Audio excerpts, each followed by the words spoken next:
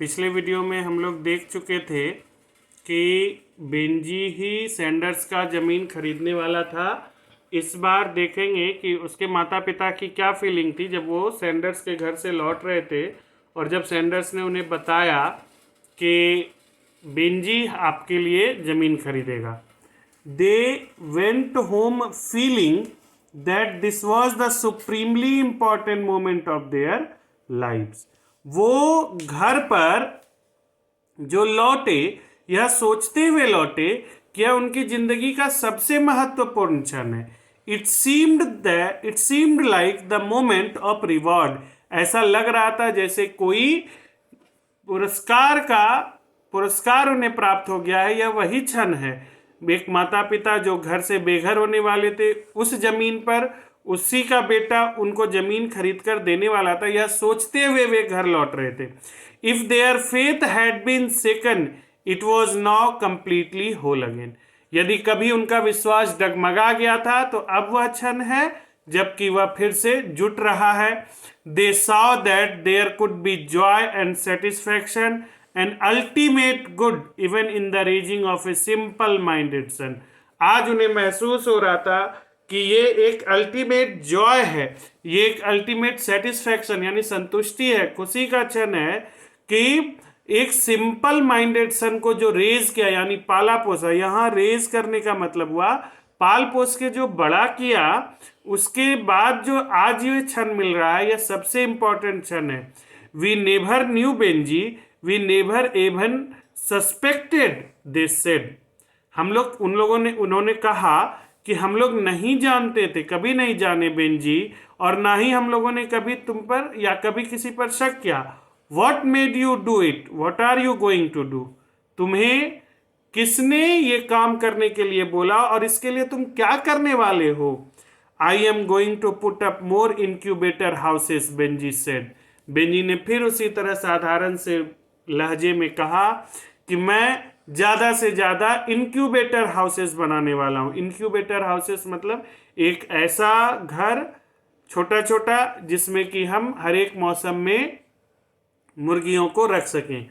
Again as when they had given Benjy the passbook they did not speak. जैसा कि जिस समय passbook देते समय बेंजी को वो कुछ नहीं बोले थे, आज भी उन्होंने कुछ नहीं बोला। They had expected something else. उन्होंने कुछ और आशा की थी। यहाँ एक माता पिता यह आशा करके उसके पास पहुंचा था कि बेटा ये बोलेगा कि आप मेरे रहते जमीन से कैसे बेदखल हो जाइएगा, लेकिन यहाँ कुछ और ही बात हुई।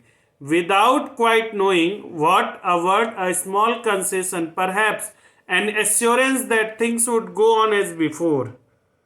बिना कुछ जाने कि क्या एक शब्द मरहम की तरह कर सकता है, वो जैसा था पहले वैसे ही चलने दिया उन लोगों ने।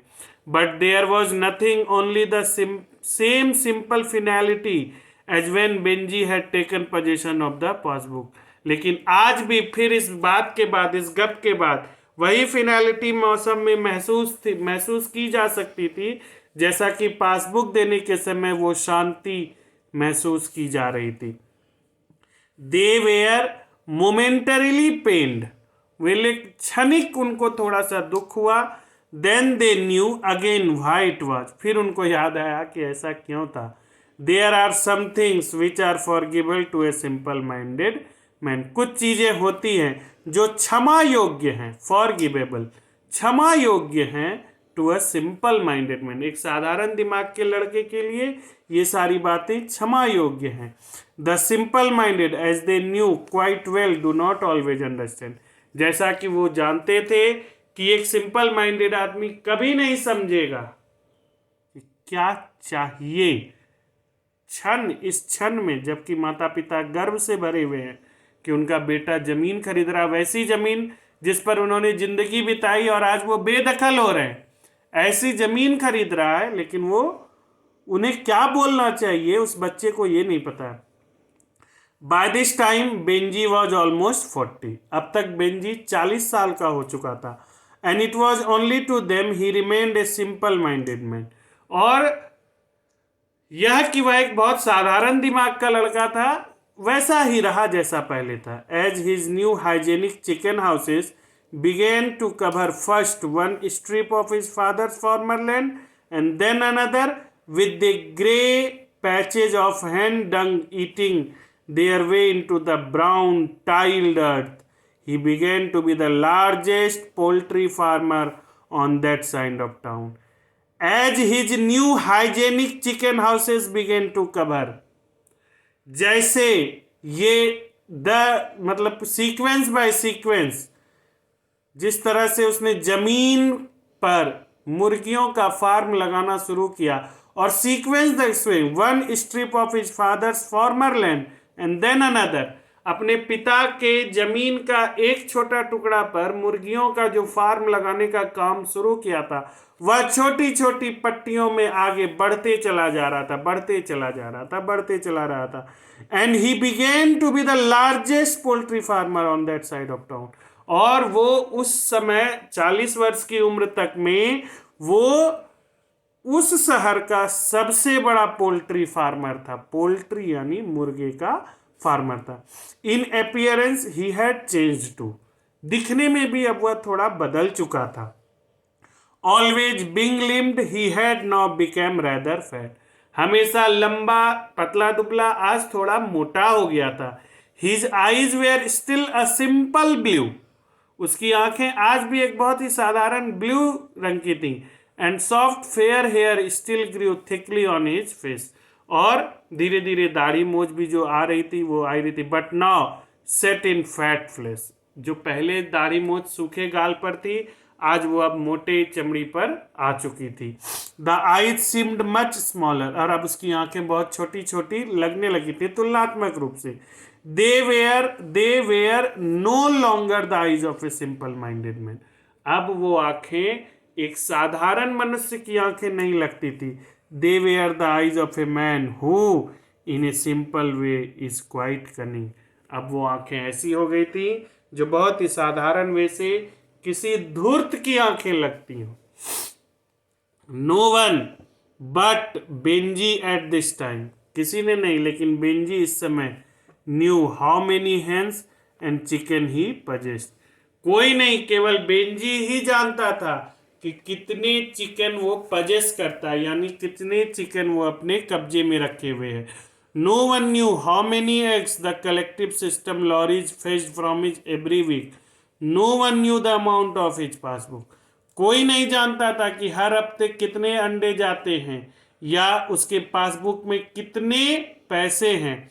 It was possible to gauge his progress only by the new chicken houses covering his father's former land. उसकी तरक्की सिर्फ इसी बात से देखी जा सकती थी कि धीरे धीरे वो मुर्गी फार्म अपने पिता के फॉर्मर मतलब पहले की जमीन को किस तरह से ढक रहा था, उसके ढकने की तेजी से उसकी तरक्की नापी जा सकती थी. And by the fact that he now employed people to help him, और इस बात से भी कि वह जो कल तक अपने से मुर्गी देखता था आज एम्प्लॉयज रखने लगा था, अपने अंदर काम करने वाले कर्मचारी रखने लगा था ताकि वह मुर्गियों का ध्यान रख सकने में उनकी मदद कर सके. One of this people was girl named Florence, इन्हीं एम्प्लॉय में से एक लड़की थी जिसका नाम फ्लोरेंस था. She had thick heavy legs, उसकी मोटे पैर थे, and loose lips, unreflective grey eyes that matched Benny's in their apparent simplicity. जिस तरह से बेंजी के चेहरे से कोई खास लावण्य नहीं टपकता था, उसी तरह से इस फ्लोरेंस के भी चेहरे पर कोई ऐसा ग्लो नहीं था. When Florence bent down to clean the chicken houses which were raised up off the ground, Benji could see a gap of bare flesh above a grey stocking और the shadows of deep breast beneath her smoke. जब कभी भी Florence मुर्गियों के farm की साफ सफाई करती थी जो कि टॉप फ्लोर पे या किसी ऊपर वाले फ्लोर पर होता था, तो बेंजी नीचे से खड़े होकर उसे देखता था. In a little while Benjy was catching Florence about the waste in the warm dark incubator houses, and for the first time in his life he had some other interest besides him. धीरे धीरे ये देखना ताकना इस तरह से बढ़ते चला गया कि इनक्यूबेटर हाउस के अंधेरे में बेंजी कभी कभी फ्लोरेंस को पकड़ लिया करता था, और धीरे धीरे अब सबको पता चलने लगा था कि बेंजी को मुर्गियों के अलावा भी कोई और पसंद आया था, और वो थी Florence. It became clear to him that his father and mother did not like Florence. ये बहुत ही साधारण सी बात उसके समझ की थी कि उसके माता पिता को फ्लोरेंस पसंद बिल्कुल नहीं थी। This simple undistinguished girl with ugly legs and a mouth that would not keep shut. एक बहुत ही खराब सूरत की लड़की जिसका मुंह भी बंद नहीं रहता था, वो उसके माता पिता को कैसे पसंद आएगी। Benji did not need a distinguished intelligent girl even if one would have looked at him. Benji को लेकिन कभी भी ऐसे तेज लड़कियों, सुंदर लड़कियों की जरूरत नहीं थी, चाहे वह क्यों ना उसकी तरफ देखे। If one would have looked at him, अगर कोई खूबसूरत लड़की सामने से भी प्रपोज करती तो बेंजी को उसमें कोई इंटरेस्ट नहीं था। He needed a woman to help with the hands, उसे ऐसी औरत चाहिए थी जो मुर्गियों के साथ उसकी मदद कर सके। And soon he was saying that he and Florence would be married, और बहुत जल्द ही वह कहने वाला था कि वह और फ्लोरेंस जो है शादी करने वाले हैं। As with the passbook and the land his father and mother were not prepared for that. जैसे पासबुक और जमीन के समय उसके माता पिता उसके इस आचरण के प्रति किसी भी तरह से अंदेशा नहीं लगा पा रहे थे, उसी तरह से उन्होंने इस बात का भी अंदेशा नहीं लगा पाया कि वो दोनों शादी करने वाले। Married, aren't you all right as you are, don't you want time to consider it, where are you going to live. शादी करना चाहते हो, क्या तुम दिमाग से ठीक हो? तुमको नहीं लगता कि तुम्हें कुछ समय चाहिए इसे सोचने के लिए? कहाँ रहोगे तुम? हियर, बेंजी सेड, यहीं रहूंगा। And that autumn, at the end of his 40th year, Benji moved into the house with Florence as his wife. और उसी वसंत ऋतु में जब वह 40 वर्ष से 41वें वर्ष में जाता, उस समय बेंजी ने फ्लोरेंस से शादी कर ली, यानी अपने 40वें वर्ष में उसने फ्लोरेंस से शादी की। We will want the front bedroom, Benji said. Benji ने कहा कि हमें सबसे सामने का कमरा चाहिए।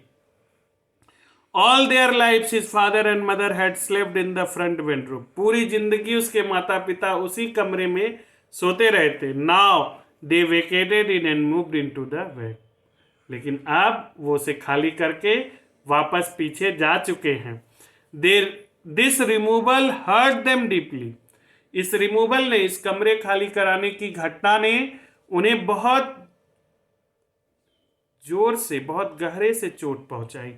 But because it was now Benji's house, because Benji asked it, they moved without protest. लेकिन अब चूंकि यह बेंजी का घर था और बेंजी ने उनसे कहा था, इकलौते बेटे ने कहा था, इसलिए वो बिना किसी प्रोटेस्ट के, बिना किसी विरोध के हट गए। Adding a little more to the long chronicle of sacrifice, एक बड़ा ही sacrifices नामक, यानी जो भी उन्होंने अपना ये किया, क्या बोलते हैं कि जितनी भी उन्होंने आदतें छोड़ी, जितनी भी सेक्रीफाइसेस, त्याग दिए, जितना भी त्याग किया उस बच्चे के लिए, उसमें एक और त्याग यह भी ऐड हो गया। For giving Benjy because the simple minded can not be expected to understand. और एक सिंपल रीजन उन्होंने अपने मन में बिठा लिया कि एक साधारण सा व्यक्ति को कोई मतलब कि अंडरस्टैंडिंग, समझना कुछ चाहिए ही नहीं, उसे कुछ समझ में आता ही नहीं वो क्या कर रहा है, इसलिए चुपचाप चल दो। But the problem of the girl was different. It seem to them that the girl was about to take Benjy away from there. लेकिन जो लड़की का प्रॉब्लम था वो डिफरेंट था, अलग था। यह सब दिख रहा था, सीम्ड, ऐसा महसूस हुआ जा रहा था कि गर्ल, जो लड़की थी, वह बेंजी को उनसे दूर करना चाहती थी। The air in the house became charge deeply with antagonism. और जो घर की वायु थी, यानी घर का जो माहौल था, वह बिल्कुल द्वेषपूर्ण होते जा रहा था। The house itself invisibly but clearly divided. जो घर था वह खुद बाहर से देखने पर दो टुकड़ों में नहीं लगता था, लेकिन अब जब कोई अंदर से झांकता है उसे तो वह दो टुकड़ों में दिखता है। एंड देन प्रेजेंटली इट वो बिकेम डिवाइडेड इट एक्चुअली, और कुछ दिन पहले ही यह बिल्कुल ही दो टुकड़ों में एक्चुअल रूप से, वास्तविक रूप से टूट गया। Up to that time the 4 people had eaten together. अब तक वो चारों लोग यानी जॉनसन बेंजी, बेंजी के माता, बेंजी के पिता और फ्लोरेंस, ये चारों साथ में खाते थे। Suddenly Benjy's mother did not like the way Florence scoured the saucepans. अचानक से ही बेंजी की माँ को फ्लोरेंस का सॉसपेन धोना भी अच्छा नहीं लगने लगा। I always score them with soda, soda is always been good enough for me and always will. हमेशा सोडा से ही मैं इसे साफ करती थी, और सोडा जो है हमेशा इसे साफ कर देता था। When Benji heard the quarrel, he had a very simple solution. जब बेंजी ने इस झगड़े को सुना तो बेंजी के पास एक बहुत ही साधारण सा सॉल्यूशन था। That settles it. He said, now you eat in the kitchen and we will eat in the other room. Simple सा लड़का ने साफ साफ माता पिता को बोल दिया, अब तुम अपनी रसोई में बैठ के खाओगी, हम लोग दूसरे कमरे में बैठ के खाएंगे। कितना धूर्त है वह बच्चा। ये पार्ट 4 था हमारे वीडियो का। पार्ट 5 में हम लोग इसको ख़त्म कर देंगे। तब तक के लिए हमसे जुड़े रहिए, बने रहिए। अच्छा रहेगा कि आप इसके हार्ड वर्ड्स खुद लिखकर हमें भेजिए, ताकि हम आपको जो जो बातें आपसे समझ में नहीं आती हैं हम फिर से आपको समझा सकें। व्हाट्सएप के माध्यम से हम और आप जुड़े हुए हैं। जो लोग मेरा वीडियो पहली बार देख रहे हैं वो इस वीडियो को सब्सक्राइब कीजिए, इस चैनल को सब्सक्राइब कीजिए, बेल आइकन दबाइए। घर पर रहिए, सुरक्षित रहिए, मेहनत करते रहिए। धन्यवाद।